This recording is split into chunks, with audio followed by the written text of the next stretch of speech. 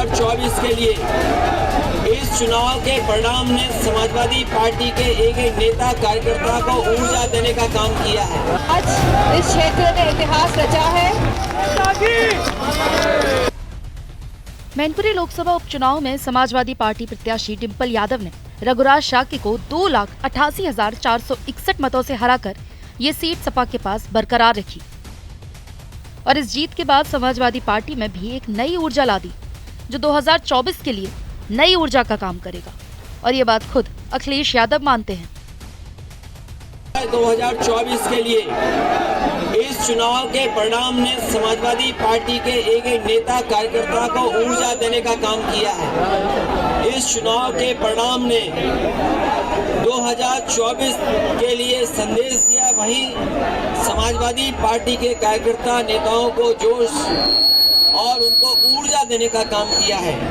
वहीं जनता को ये भरोसा भी है कि जो लोग महंगाई बढ़ा रहे हैं, बेरोजगारी बढ़ा रहे हैं और जिनकी सरकार में बड़े पैमाने पर गरीब और शोषित पीड़ित लोग हैं, उनके खिलाफ जो लगातार साजिश हो रही है।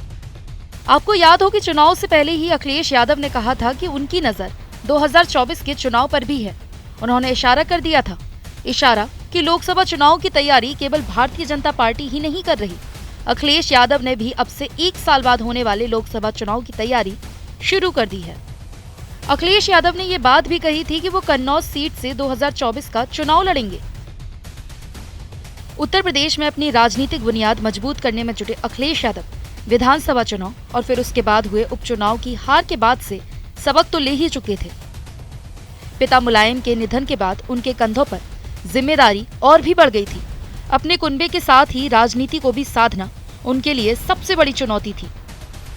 ऐसे में अखिलेश यादव ने पूरी प्लानिंग 2024 के लोकसभा चुनाव को लेकर भी की और इस कड़ी में उनका सबसे पहला फोकस इन सीटों पर जीत दर्ज करना था। और अब डिंपल की इस जीत ने अखिलेश को और भी मजबूत कर दिया। अब जब चाचा शिवपाल की पार्टी प्रिसपा का भी पूरी तरह से सपा में विलय हो गया, तो इसके साथ ही अखिलेश को भी ये तय करना होगा कि वो शिवपाल या फिर उनके बेटे आदित्य को क्या जिम्मेदारी देते हैं। अखिलेश से जब चाचा की जिम्मेदारी के बारे में पूछा गया तो उन्होंने फिलहाल कोई जवाब नहीं दिया।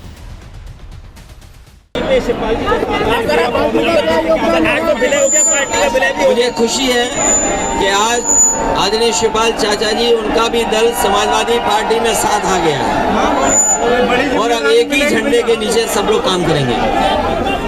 किस तरीके की जिम्मेदारी मिलेगी?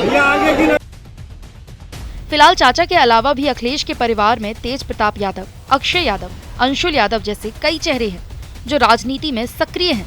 ऐसे में अखिलेश की तैयारी भी अहम साबित होगी।